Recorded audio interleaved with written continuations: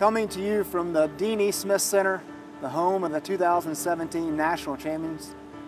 I am Greg Barnes, this is Rob Harrington.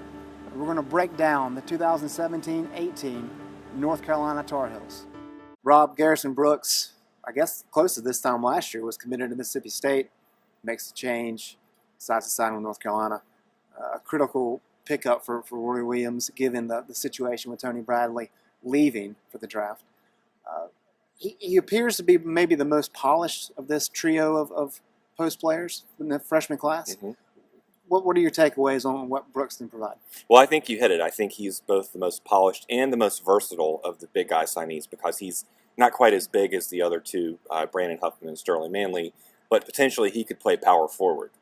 Now, that would open up a lot of playing time for all involved because if he could slide to the four, that would enable Roy Williams to play a more traditional style, in terms of size and roster composition, what he's able to put out on the court and focus on rebounding more than if they have to play small.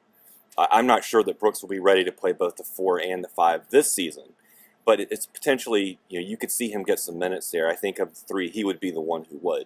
As you mentioned, the polish, he has probably the best footwork of the 3 big men. I think his hands are probably better than the other two's hands.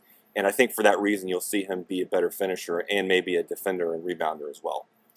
Speaking of that rotation, what Roy Williams did last year is you had Isaiah Hicks and Luke May at the 4, and then you had Tony Bradley and Kennedy Meeks at the 5.